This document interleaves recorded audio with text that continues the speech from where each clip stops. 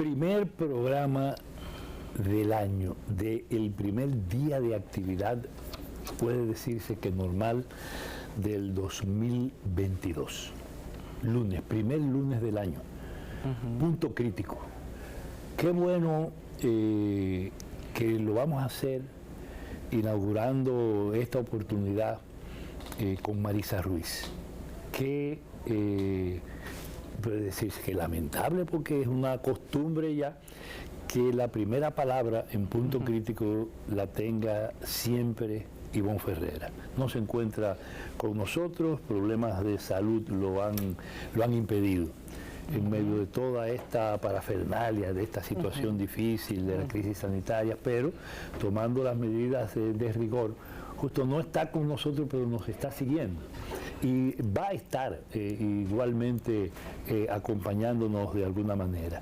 Pero estamos en el primer lunes del 2022, en punto crítico, a examinar el curso de los acontecimientos, la situación, la evolución política institucional, la evolución y los cambios en nuestra economía, las expectativas y las esperanzas de la gente, y hacerlo de entrada con una economista experimentada pone a uno en algunos apuros, pero déjame darte los buenos días, Marisa Ruiz. Yo te recibo los buenos días, te los deseo infinitamente. Y eso de que lo pongan en apuro, eso es un decir de él, porque ese es un político experimentado, un académico de experiencia, un hombre de la comunicación, aunque Ivonne no se lo crea, que da gabela para mucha gente. Así que te las recojo las palabras y te las devuelvo. Y con un piropo, ¿no, María?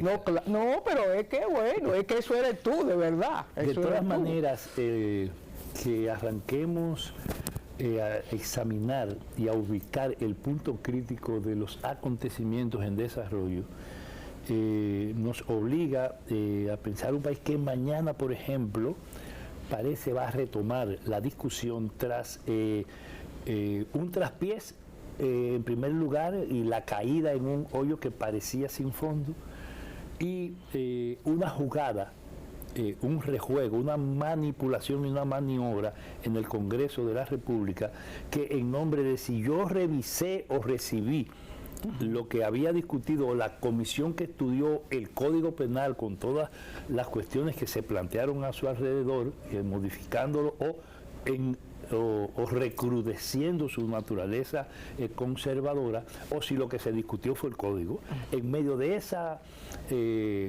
maniobra, mañana se retoma el asunto, con la particularidad de que ahora pueden perfectamente haber alcanzado niveles de acuerdo en el reforzamiento del conservadurismo y de la contrarreforma y de la acción contra las mujeres en el Código Penal, y entonces le den para adelante, como dice la gente, a semejante adefesio jurídico institucional.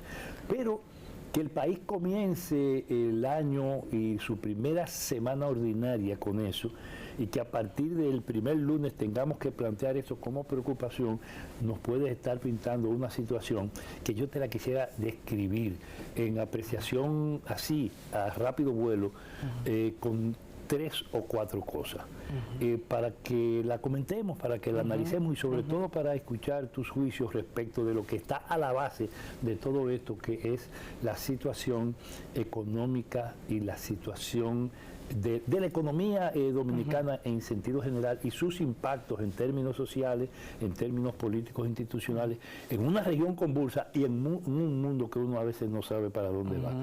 Y viniendo incluso de un vecino que apenas hace 3 o 4 días lo vimos en televisión bajo una lluvia de tiro el primer ministro, y en el marco de una situación institucional que no le vemos pie y cabeza y que cada vez impacta de alguna forma la vida dominicana.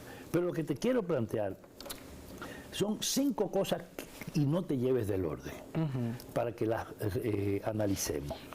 La primera de ellas es cómo se está produciendo y se adelanta y se espera que en los primeros 3 meses de este año este país viva primero los efectos de un proceso de contrarreformas que incluye no solo el Código Penal, sino que incluye, por ejemplo, la discusión del conocimiento primero ¿no? Ya empezó a circular oficiosamente, pero el conocimiento y la discusión del proyecto de ley que pretende modificar toda la reglamentación jurídica del sistema de educación superior en la República Dominicana.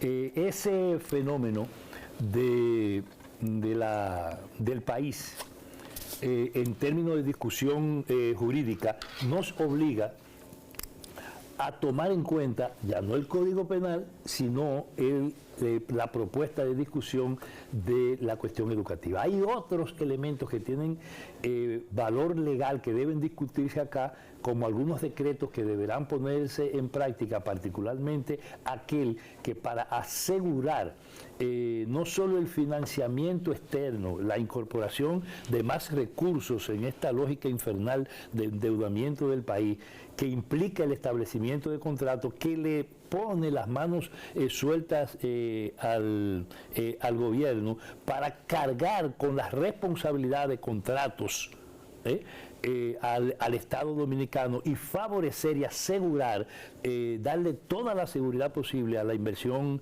extranjera y a la inversión privada, que no solo no corra ningún tipo de riesgo, sino que en materia de cálculos incorrectos o de quiebre, quien pague sea el Estado Dominicano. Esto plantea un serio problema desde el punto de vista de las acciones en materia de la contrarreforma, particularmente en los dos primeros casos. El segundo es el proceso de aceleración de todo lo que tiene que ver con APP y fideicomiso. Y esto no solo por el tema de lo que fue Punta Catalina, sino por el laborantismo y el movimiento febril que se desarrolla alrededor de esta dirección cuasi ministerio de APP en el país y la manera en cómo esto se ha convertido en una política pública que acelera los niveles de entrega del patrimonio nacional y además de encerrona al Estado Dominicano en sus capacidades para cumplir funciones, las funciones que el pueblo dominicano y que cualquier pueblo esperaría. El tercer elemento está alrededor de las cuestiones de los servicios, particularmente en medio de crisis sanitaria, de serias dificultades en este plano, el plantearse apretar en materia de los precios en el sector eléctrico y particularmente de las tarifas eléctricas en un país donde la propia seguridad ciudadana está metida en cuestionamiento, nos plantea en materia de servicios y de políticas oficiales en ese plano serias dificultades. Problema eléctrico, problema sanitario y además con crisis sanitaria las trampas y los problemas y las dificultades del propio proceso educativo, tanto a nivel universitario como en los niveles anteriores, en el nivel medio y en la educación básica. El problema serio con crisis de la ARS, la aceleración de la privatización de la seguridad social y el problema justamente del seguro. Y seguro. De la atención a la gente, de la seguridad de los ciudadanos y las ciudadanas, de las familias, en momentos en que se hace tan necesario la mano del Estado, la intervención pública, el apoyo en un mundo donde de los alrededor de 21 países, incluyendo los grandes, que privatizaron todo el sistema de seguridad social, ya 9 volvieron hacia atrás y los que quedan, los restantes 11, más de la mitad está en proceso de discusión para volver justamente a replantear la intervención del Estado y la intervención pública, y cómo en un mundo cambiando en este plano de esa manera, en la República Dominicana, el gobierno se dé el lujazo de postrarse frente al capital privado, particularmente de la ARS y la gente que ha convertido en un gigantesco negocio todo el tema de la seguridad social.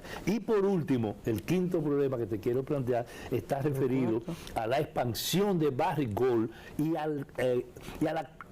los intentos y al proyecto de convertir la República Dominicana, incluyendo partes fundamentales de nuestro territorio que no están en el marco de explotaciones mineras metálicas ahora a procesos de ese tipo, como es el caso de Barahona, como es el caso de San Juan de la Maguana, el caso de Dajabón, el caso de La Vega nuevamente, e incluso la incorporación de 2 provincias a ser impactadas por la explotación minera, como es el caso de San Cristóbal y el caso de Monteplata, en un caso con la expansión de Barrios y en otra con otros proyectos. Eso sin contar otros proyectos de industrias extractivas en el país. Es decir, estamos viviendo un momento en que la economía dominicana, la realidad dominicana se va a meter a un incierto proceso de aceleración de políticas, de medidas y de programas del gobierno que pasan por la rendición completa del Estado y el sometimiento de nuestra economía a la lógica del capital privado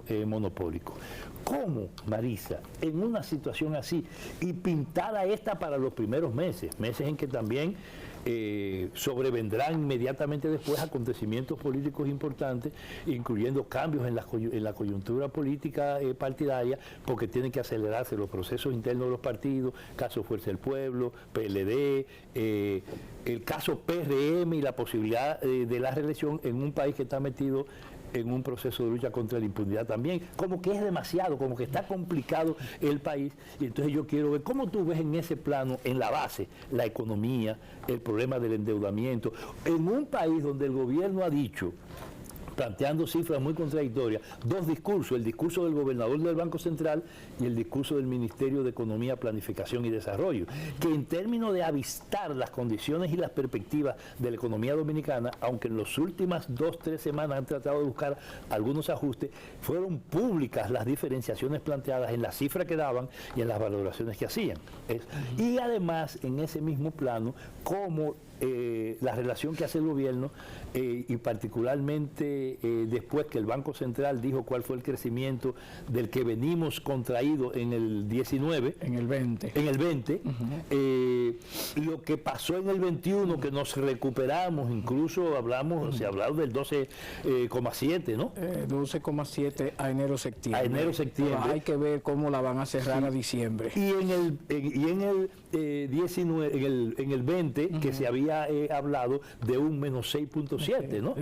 Y ahora para el 2022, que está proyectado por el gobierno oficialmente un crecimiento del 5.5, creo que es. Entonces, ¿cómo en medio de todo esto podemos manejar en la vida del país sabiendo que aquí hay un pueblo reclamando, que no espera, que incluso en un año de gobierno apenas de ya ha dado señas de que efectivamente casi está no solo exigiendo que se cumpla con las promesas de fin de la impunidad, sino también respuestas a demandas económicas y sociales? Ha tomado continuamente la calle a través de movilizaciones comunitarias, acciones sectoriales, algunas de las cuales incluso están anunciadas para principios de año. ¿No te parece como muy complicada la entrada del año? Sí, a mí me parece complicada, pero tú sabes qué ha pasado. ¿Cuáles son los antecedentes, Fernando? Los antecedentes que uno puede, solo por la memoria, darse cuenta. Aquí pareciera que en los sectores de poder económico fundamental de la nación, tanto locales como extranjeros, y en la esfera pública de este país, pareciera que no toman en el ajedrez, en el marco de las acciones que toman, en cuenta la situación de la gente. Tú te preguntas, las deficiencias de la política social de este país, de manera general, la salud, la educación, la asistencia a menores, la adolescencia, el problema droga. Tú piensas, ven acá, ¿cómo es los salarios, la política salarial de este país y las resistencias a mejorar y a tener una visión de ajuste en consistencia con el desenvolvimiento económico, las condiciones laborales de manera general, los servicios de la salud? Entonces tú dices, ven acá, ¿cómo es que se piensa que en este país la única cosa que es de primer orden son la tasa de ganancia? la tasa de ganancia de las empresas, producción de calidad, busquémosla, que tenemos muchas deficiencias. El mejoramiento de las relaciones de intercambio, de las exportaciones, de más diversificación, mejores cosas y demás, busquémosla. La esfera pública, tú sabes lo que es la magnitud del presupuesto. La gente que como yo tuvimos una vida allá atrás, muchos años atrás, de lo que era el presupuesto de la nación y de la inversión pública que se lograron en periodos de gobierno, de lo cual yo no me siento orgullosa, pero los datos tengo que buscarlos, tengo que conocerlo y tengo que reconocerlo. Balaguer llegó a tener niveles de inversión pública de 45% del total del presupuesto. ¿Y qué tenemos ahora?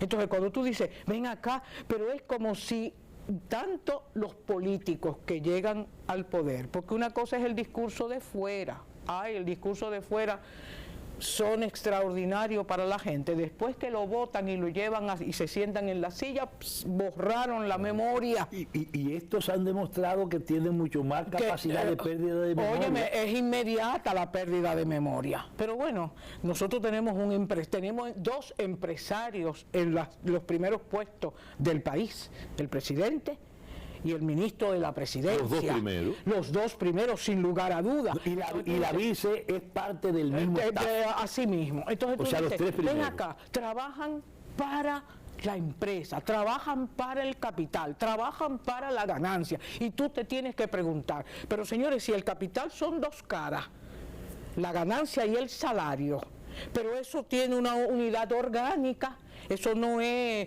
un devenir cualquiera, y tú dices, ven acá. Si no fueron dos mariposas que no fueron dos maripositas, que una se asomó aquí, la otra se sumó del otro lado, y ellas son amiguitas y se conversan y se transfieren cosas. No se trata de eso. Una contradicción esencial. En la medida que subo el salario, la ganancia baja, pero yo tengo que buscar un equilibrio y sobre todo, yo tengo que tener plena conciencia de la canasta. El salario es el valor de la canasta de subsistencia de la gente. Entonces usted dice, ven acá, pero pensarían que pueden seguir de manera imperturbable, asegurando que las tasas de ganancia sean cada vez mayores, que todos los beneficios de la política pública vayan en sentido de fortalecer el capital y su ganancia en perjuicio de la gente. Con la particularidad, Marisa, y la gente debe entenderlo, que cuando tú haces ese cálculo y presentas esa gráfica, ¿no? Porque es una gráfica lo que has hecho, no incluye esto a toda la población económicamente activa. Tú estás refiriendo a los que reciben salario. Y ahí vamos. ¿Y cuánto no reciben salario? Y aparte de eso, de los que están en condiciones de trabajar para recibir un salario, cuántos no lo están, sino el resto de la población, que además es la inmensa mayoría. Por eso el interés en los niños, en la infancia, en la juventud. Por eso es que la política social es absolutamente sustantiva y decisiva, porque es que tú tienes cantidad de gente que está fuera del mercado de trabajo, aunque tienen capacidad para trabajar, pero no tienen empleo. Entonces tú, de alguna manera, la educación pública, la salud pública, la cantidad de beneficios, recreación pública.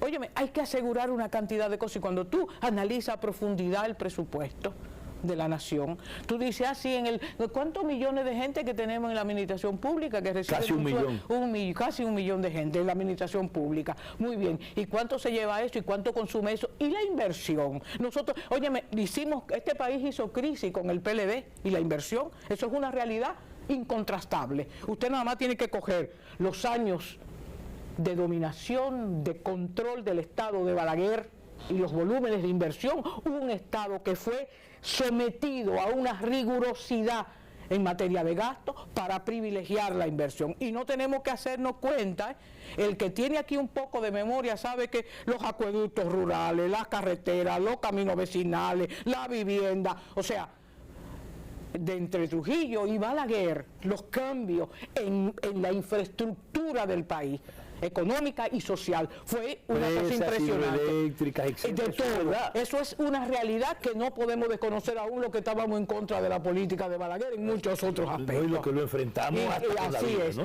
Pero tú dices, después de eso, ha sido como ábranle la llave al gasto irresponsable, y tengo que decirlo, al gasto irresponsable con los recursos que en materia de ingresos por impuestos le cuesta a la gente un esfuerzo enorme, porque le quita de su posibilidad de adquirir bienes y servicios una parte muy importante. No es despreciable. Aquí la tasa impositiva hacia la gente, hacia los asalariados, no es cualquier cosa. Y eso no implica que se esté planteando absolutamente ninguna defensa, ninguna veneración del pasado. No, no implica eso. Cuestiones efectivas, porque si al caso vamos, cuando uno ve el papel incluso hasta de los dictadores, sabe exactamente lo que eso ha implicado. Lo que hicieron, no aquí, sino en cualquier otro país de la tierra. Así. El propio desarrollo de Taiwán, eso no fue sobre la base de la gestión democrática, para decirlo de alguna manera, sino de la dictadura. Esa es la historia, Fernando. Sí, para que no estén pensando que uno está defendiendo que todo tiempo pasado fue mejor y que no se trata de eso. Lo que se trata es de poner en evidencia qué implica no invertir en el punto donde se tiene que invertir, cuando por ejemplo nosotros el año pasado tuvimos un presupuesto de un monto de 1.234.000.000.000 de pesos. 1.200 y pico de millones de pesos, y tú dices, ¿en qué fue que se gastó ese dinero y cuánto se invirtió de ese dinero? ¿Cuánto de eso entonces es compuesto, por ejemplo, de la deuda pública? Así es. Porque hay que a veces te ponen unos números para imaginarte un crecimiento y darte estas cifras fantasmagóricas, fantasmales, de alguna manera que vienen del Banco Central y de algunos organismos especializados del Estado. ¿Cuánto de eso del presupuesto está pensado en función de deuda pública y de acrecentamiento de la deuda pública, tanto la deuda extranjera como la deuda nacional, como la deuda local? ¿Qué implica eso? ¿Cuál es el costo de cada una? ¿Cuál es más costosa de la otra? Ese tipo de cosas tiene que ser examinado y analizado con el pueblo dominicano para que nosotros veamos efectivamente si a veces no hablan de un cambio colocando la reversa. Así es. O sea, a veces que cuando nos hablan de cambiar la situación es para aparentar cosas para que todo siga igual. Efectivamente, ¿qué ha pasado? Cuando sigue igual en economía, Fernando, es empeorar. Pero porque tú sabes que siguen naciendo dominicanos, siguen yendo más muchachos para las escuelas, hay que dar mejor servicio de salud, hay que atender el tránsito urbano, hay que resolver el problema ambiental. O sea, no se para. ¿Y qué significa eso? Que cada peso que entra al erario público debe tener un sentido de pertinencia en su uso. ¿Por qué? Porque no solo es que viene de los impuestos de la gente, de las empresas también, no quiero suponer que no lo, pero sabemos que las empresas lo generan con el trabajo de la gente y con el trabajo pagado y el no pagado, porque hay mucho del no pagado. Entonces tú dices, óyeme, el sentido de uso eficiente, responsable para manejar los ingresos del Estado es una obligación, es inexorable, es una obligación que usted no la puede poner a un lado. Bueno, pues aquí se vive poniendo a un lado, porque la voluntad de los políticos y de la cabeza de la política, que es el que se siente en la silla de la primera magistratura del país, es santa palabra. Lo que diga el presidente, eso es. Entonces, tú dices, óyeme, el sentido de que yo me debo y que yo tengo la obligación. Tú dices, el discurso del PRM de campaña, Fernando, cuántas cosas bonitas que tú lo oías y tú decías, ¿será verdad que lo van a hacer?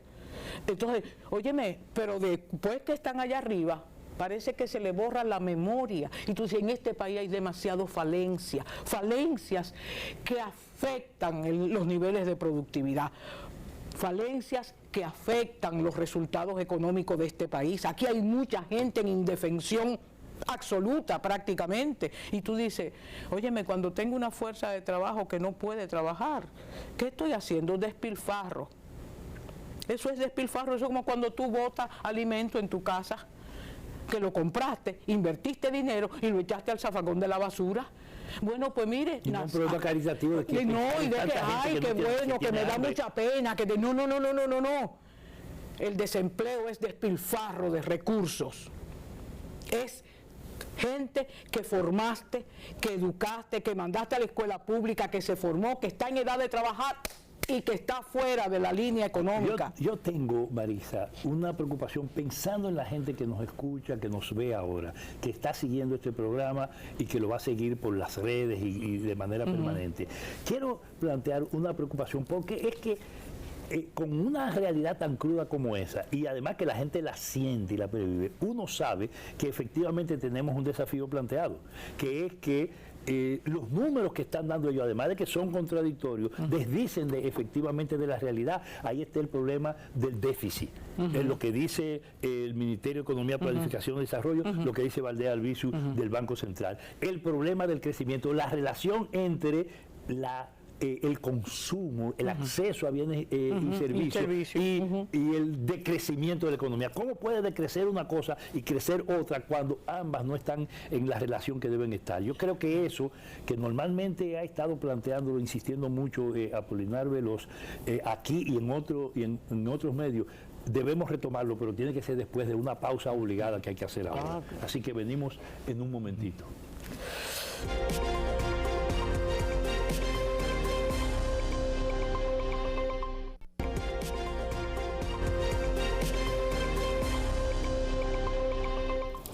Aquí estamos, Marisa, de nuevo, retomando justamente la discusión para ver cómo encontramos el punto crítico que la gente tiene que tomar en cuenta justo para la situación por venir en estos primeros meses de este año nuevo, donde las promesas siguen siendo reforzadas desde la perspectiva del gobierno. Pero el vínculo de todo esto y el curso de los acontecimientos sociales y políticos nos plantean una realidad donde también muchos advierten una tendencia al conflicto social. Incluso en función de lo que es esa lógica infernal de acumulación y esa preocupación exclusiva y únicamente por la tasa de ganancia de los grupos empresariales y particularmente de los monopólicos, nos plantea también el tema del conflicto social y de los conflictos sociales de manera progresiva. Pero al margen de eso y sin entrar todavía al tema de los movimientos sociales, las protestas, los cuestionamientos a las políticas oficiales y al empresariado, esa realidad de la economía que veíamos para ahora y estos elementos planteados pueden tener una significación particular en el manejo del presupuesto a propósito sobre todo del tema de la deuda. En un país donde se está hablando de reforma fiscal para este año, se pospuso desde el año pasado, 3 posposiciones de hecho después de haberse anunciado que sí que iba a ser el año pasado, y al final de la jornada, más allá de las contradicciones públicas entre el superministro, ministro de la presidencia y el presidente de la República, lo cierto es que la formalidad del paquete fiscal o de la llamada reforma fiscal se dejó para este año. Lo que quiere decir que la vigencia no es para este año, sino para el que viene. Depende, porque si tú la haces en marzo, tú la haces en abril, eso va al Congreso y eso se puede aprobar porque tú sabes perfectamente y se modifica más el que presupuesto. Cómo es que funcionan aquí los poderes políticos para manejarse y ponerse de acuerdo. Y si está el gobierno y la empresa, y pareciera que ahora nosotros tenemos gobierno y empresa en una unidad muy particular. No, eso no solo es monolítico. Sí, eso es monolítico. Entonces, ¿qué significa? Que eso es lo que va, y eso va para el Congreso para que se apruebe, no para que garateen y den vuelta y dejen eso en estudios, no, para que se apruebe. Entonces, evidentemente que puede entrar. Y un Congreso como el que tenemos más. Entonces tú dices, óyeme, yo tengo que, Fernando, ¿tú sabes qué me pasa? Que yo digo, pero ¿cómo puede ser que personas, políticos, porque los que están en el Palacio Nacional son políticos, que yo me supongo de determinados niveles de experiencia y sobre todo que son capaces de poner oído a sectores diferentes? Tú dices, señores, ¿cómo están los salarios en la República Dominicana? ¿Cuándo fue que se hizo la última aprobación de una revisión seria de salario? ¿Cómo es que...? Yo no sé si seria, pero aquí se han hecho varias modificaciones salariales. Óyeme, comparemos el salario y la canasta de bienes. Esa es otra cosa. Entonces tú dices, el salario es una variable que no es de gratuidad. Es que yo no te quiero dar un salario alto, ni bajito, ni mediano. No, es que la canasta básica de una familia, que tiene que pagar educación, pagar salud, comprar la comida, comprar vestido, financiar los combustibles, hacer la luz. Entonces tú dices, ven acá, pero yo no me puedo estar de espalda a no reconocer que el salario es una variable, que no es cualquier variable. Por demás es la capacidad de demanda, de buena parte de la demanda que te hace crecer la economía.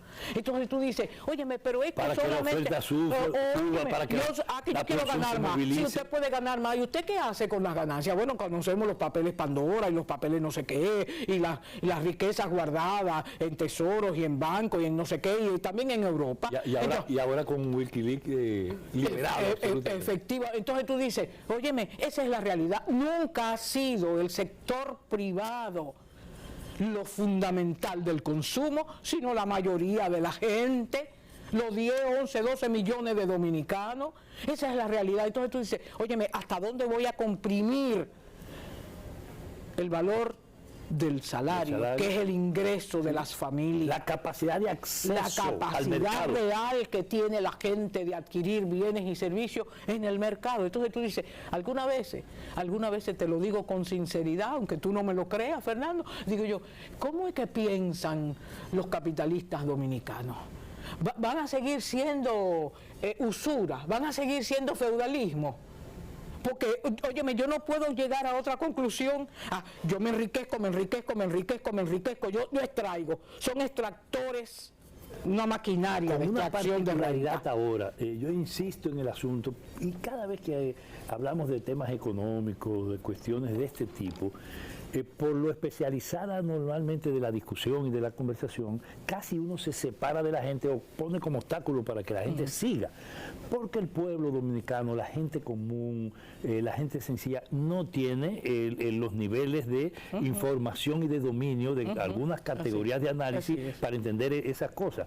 Pero cuando uno, como dice el pueblo dominicano, lo aplatana, la gente lo entiende. Así es. Sí, lo cierto es que aquí tenemos niveles salariales, no importa cuándo fue la última modificación, niveles salariales, niveles de ingreso por familia que están por debajo del costo de la canasta familiar más de 2 veces. Así es. Más de 2 veces. Si el costo de la canasta es 30, entonces el salario tiene un poquito menos de 10. De 15. Un poquito menos de la mitad. Pero yo digo que si la canasta valiera 30 el salario está 2 veces y un chin menos. Entonces, estoy hablando de los promedios, porque la generalidad de la gente es así, no es que aquí no hay salarios que se hayan... Los funcionarios, aquí hay funcionarios que ganan más que el presidente de la República, el gobernador de Estados Unidos, el gobernador del Banco Central gana más que el presidente de los Estados Unidos nominalmente. Así es de sencillo, en dólares. Así es. O sea, porque esto tú dices, es una barbaridad. Una cosa que tú dices, ¿cómo entiendo esta racionalidad? Oye, esto parece de leyenda, definitivamente. Esto es mitológico. Entonces, cuando es demasiado grande el problema. Entonces, a la gente hay que explicárselo así. Y explicarle no solo ese problema, y hay que explicarle eso en relación al empleo. Eso es para los que están empleados. Entonces, ¿y los que están desempleados? Que son muchos. Entonces, ¿cuál es el impacto de eso? Entonces, cuando tú ves que las políticas que desarrolla el gobierno, todas, este gobierno, porque no es otro, estamos hablando de este que prometió cambio, que se montó en esa, que se montó en una oleada de 3 años y medio de movilización social de la gente vestido de verde, con el propio Abinader vestido de verde, exigiendo no solo cese de la impunidad, sino la satisfacción de una serie de demandas, de reivindicaciones, para cambiar las condiciones de vida y tener una República Dominicana por lo menos decente. Eso se hizo así y se exigían cosas. Por eso los PRMistas están presionando al gobierno todavía después de 1 año y pico por empleo y dirán, no, que estamos llevando las cosas para cumplir la ley. ¿Cuál ley?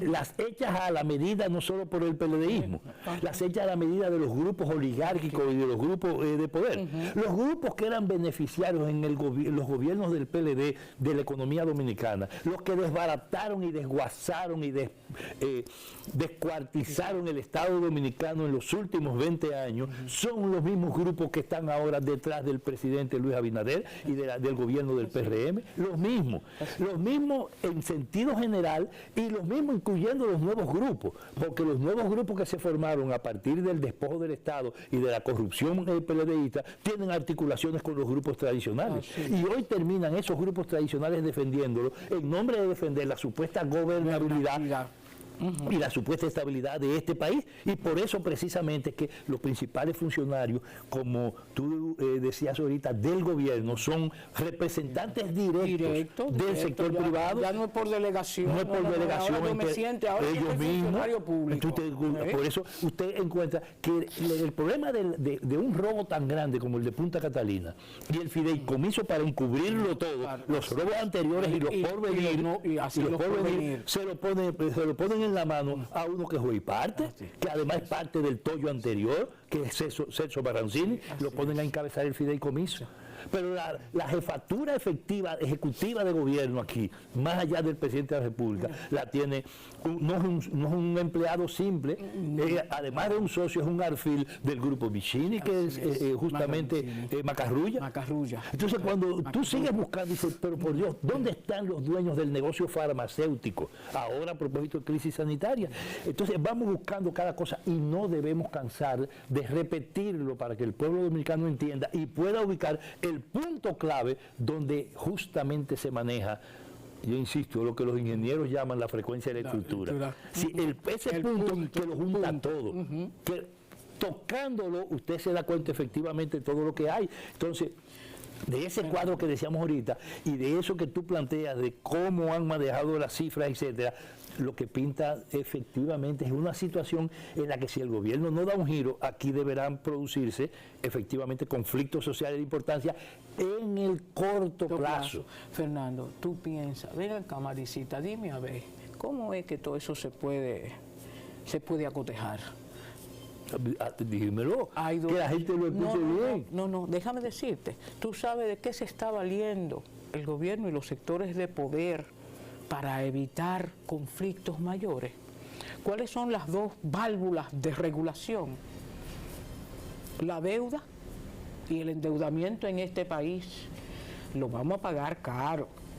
Y la deuda es grande, muy grande. Estamos hablando de más del 40% del presupuesto. Óyeme, es una cosa tremenda. Cuando yo veo las cifras de endeudamiento, digo, Dios mío, pero ¿cómo va a ser? Pero cuando yo salí de la administración pública, la deuda externa de este país eran 4.000 millones de dólares. Dios mío bendito, la deuda. Y hay otro elemento que también es importante como regulador. Caramba, Fernando, lo perdí. Me lo voy a encontrar, no te preocupes. Sí, pero la parte de la deuda es un componente de la situación porque es una fuente de captura de dinero. Es el problema de los impuestos. No, pero déjame decirte, han crecido de una manera extraordinaria la carga impositiva. ¿Pero a quién? Sí, es abajo que ha crecido. ¿El impuesto es a la ganancia? El impuesto sobre el ingreso. Aquí no hay impuesto a la ganancia. No, bien, pero hay que... Aquí, cuando una empresa hace así, las ventas, menos todos los gastos, me dan la ganancia bruta, a eso yo le pongo el impuesto sobre las ventas y tengo mi ganancia neta. ¿Aquí hay una tasa de impositiva para la ganancia? No, señor. No, señor. Entonces, esa es la realidad. Y tú dices, los niveles son muy altos. Pero en la medida en que el empobrecimiento de los trabajadores, de los campesinos que nos quedan y de la población en sentido general del país crece, de las familias, en la medida en que su miseria crece, usted, integrante de una familia, ¿qué pasa con los capitales de los ricos y sobre todo de los más grandes? Que se potencian. Así. Porque además a quienes le dan exenciones, a quienes le dan facilidades, a quienes le permiten, y es más, a quienes ahora, que era lo que te planteaba al principio, a quienes ahora le quieren con decreto, que eso es irregular, eso es ilegal, y el presidente tiene que saber que al final alguien deberá responder por eso. ¿Cómo usted convierte al Estado Dominicano en el garante total de la inversión privada? De la inversión privada, o sea, que si el negocio, tú haces una alianza con el sector privado, el Estado, o el sector privado se pega como una lapa así al Estado Dominicano, y entonces si el negocio fracasa, el que paga es el Estado Dominicano. Exactamente lo mismo o peor ha hecho este gobierno que lo que se hizo con el peaje sombra. Así es. Con la que el presidente salió con un bulto que al final de la jornada es sencillamente un bulto porque el país va a pagar más, mucho más que lo que pudo haber hecho si le da otro tipo de tratamiento, y que no vengan con el cuento de que del problema de los tecnicismos legales. Tú te das cuenta que todas las medidas conducen a recargar a la gente, a cargar sobre las espaldas de los trabajadores, de los empleados y trabajadores, el que se pague todo. Y yo te lo digo con franqueza, Marixa, y creo que el pueblo de este país debe estar claro, y nadie debe sentirse mal, O sea, haber votado para sacar el PLD fue correcto. Sí, claro que sí. Porque usted cortó Claro que sí. el camino directo a la dictadura, Sí, que algunos llamaron al final, incluyendo el propio presidente y todo su partido, una dictadura constitucional que estaba instalando el PLD. Por lo menos eso se cortó. Se sentó las bases para abrir una transición y adecentar este país, intentando poner fin y poniendo fin al régimen de la impunidad y de la corrupción. Y creando las bases para políticas sociales que la gente ha reclamado durante décadas y que no han encontrado satisfacción en los grupos oligárquicos. Eso es verdad. Había que salir del PLD. Ahora, esto no podía ser para darle una patente de corso o una licencia absoluta a quienes gobiernan para hacer lo mismo que los PLDistas, y en el sector eléctrico han hecho lo mismo, en el sector minero han hecho lo mismo y peor. Con la seguridad social están planteando definitivamente lo peor. La seguridad ciudadana, y están los últimos hechos, no se modifica en los niveles en que la gente efectivamente los reclama. Lo que ha pasado con Punta Catalina está absolutamente claro. La seguridad social, todo el mundo sabe cuál es su estado, y entonces las esperanzas, ¿dónde están, presidente Abinader? Así es. Fue justo salir de aquello. Ahora, lo que no es justo es aceptar esto. Claro, no. Lo que no es justo es que sigamos simplemente por el camino que aquello llevaba, porque ¿cuál es la diferencia? ¿Cuál es la diferencia verdadera, Fernando? El PLD lo único que hizo fue privilegiarse, ellos y sus funcionarios, y potenciar la privatización de todo. Esa es la verdad. Estos respetan a los anteriores en los hechos, en términos de los grandes negocios de la economía, sobre todo los grupos de poder, y además aceleran el proceso para seguir descuartizando el Estado dominicano. No es por casualidad que la demanda de la gente es que se haga justicia y que devuelvan lo que se robaron. Devuelvan los robados. No me diga que simplemente yo lo voy a la justicia, lo voy a llevar por ahí, voy a pasarme 3 años en la justicia. Que no son las 3 casas y los 2 carros y los 10 milloncitos de Galán. Efectivamente. ¿Cómo se llama Galán? Es Galán, no es Galán, es Galán. ¿Del que era de la unidad esa de inversiones, de proyectos? De proyectos de la oficina de la UISOE. Sí, de la UISOE, ese mismo. No, entonces, Pagán, es Pagán. No son esos 10 milloncitos, ¿no? Entonces, tú es lo que eso acá. implica, que toca no solo a los grupos, a las mafias partidarias, a esos nuevos grupos económicos que se construyeron y que se articularon con algunos grupos intermedios o tradicionales, no, es que toca también a sectores oligárquicos que se beneficiaron de eso y cuyos nombres y registros están ahí. Sí, pero eso no se menciona. No se menciona cuando toca las grandes carreteras, las grandes construcciones, los negocios eléctricos, la compra y venta de activos. Pero aquí hay mucha aprehensión de usted mencionar con nombre y apellido. Lo conocemos y sabemos quiénes son, pero espérese que esos nombres son de cuidado. ¿Qué esperanza hay que tener, Marixa? Y la gente debe mantenerla, porque es en ello que ustedes tienen que creer en ustedes, el pueblo tiene que creer en el pueblo. Si a este punto se ha llegado de cuestionamiento de todo esto, de emplazamiento no solo de autoridades desplazadas, sino de las autoridades actuales, de un requerimiento de cese de la impunidad y de castigo de la corrupción y de recuperación de los robados, si aquí hay planteado eso es porque el pueblo caminó sobre la base de sus propias esperanzas y en su propio camino. Y durante 3 años y medio se movilizó sin la tutela de los partidos tradicionales, de los partidos de izquierda y de toda la clase política. Así es. Caminó al margen de todo eso con un sentimiento claro de adecentar la República Dominicana, el país de Duarte y de Luperón y de Camaño. El país caminó en las calles por eso, vestido de verde. Y ahora no tiene otra alternativa. Y si se equivocan y piensan que la gente redujo eso y renunció a lo que reclamó, están equivocados. En este país se abrió una transición que el presidente Abinader y el gobierno actual son capaces de potenciarla aunque no la encabecen, de potenciarla, de permitir que se despliegue y se desarrolle para que en 2 o 3 años la República Dominicana tenga una posibilidad distinta, o aquí va a sobrevenir no solo de nuevo la movilización social, por comida y por pan, por libertad, por decencia, por no corrupción, sino que va a venir a pedir entonces cuenta a los que se comprometieron a eso, presidente Abinader, y no lo hicieron. Seguro. Óyeme, Fernando, no puede ser que tú digas, señores, la actividad económica y productiva del país no puede asentarse en asegurar una tasa de ganancia alta, altísima, a costa de la mayoría de la gente. Aquí los salarios son bajos, los precios son altos, la seguridad social es bastante famélica. Esa es la verdad. Los servicios públicos de educación y de salud son deficientes y son muy deficientes. No. Óyeme, nosotros, la comparación entre nosotros y otros países de economía más o menos similares es la comparación de la indecencia. Entonces tú dices, no podemos seguir eso, no podemos seguir de esa manera. Cada vez más es urgente hacerle frente a cuestiones sustantivas.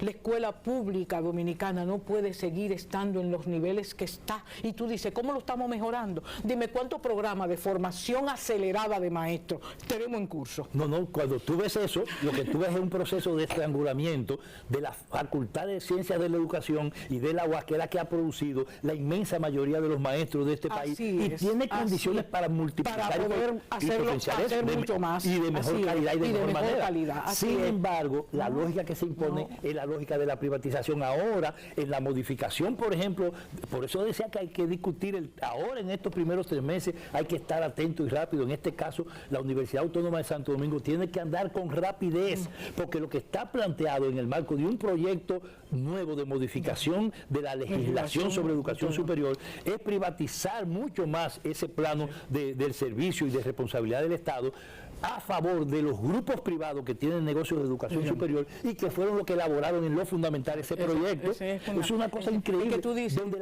el objetivo es la repartición del 5% del presupuesto que la ley 5.778 todavía consagra y que lo reiteraron las leyes posteriores cuando se instituyó el Ministerio de Educación Superior, etcétera. O sea, eso que está planteado, que es más privatización, no fue por lo que el pueblo votó. No, claro que no. Eso no fue lo que el pueblo prefirió cuando salió del PLD. Y además es que como Estado, el Estado dominicano, el gobierno de la República Dominicana tiene la responsabilidad de asegurar que la universidad pública sea progresivamente camine hacia la excelencia. Es que eso es innegociable, eso no le busquemos la vuelta a eso. Yo necesito una UAS que hoy es buena, que mañana sea mejor y que pasado mañana esté entre las mejores universidades de América Latina. Ese es el desafío. Y como así llegamos definitivamente al punto crítico y el tiempo no tiene perdón en televisión, yo pienso que es importante que sigamos conversando de esto a través de las redes, a través de YouTube, a través de los canales donde este programa se sigue viendo hasta que nos encontremos mañana nuevamente ubicando el punto crítico. Muy bien, muy bien. Tiramos.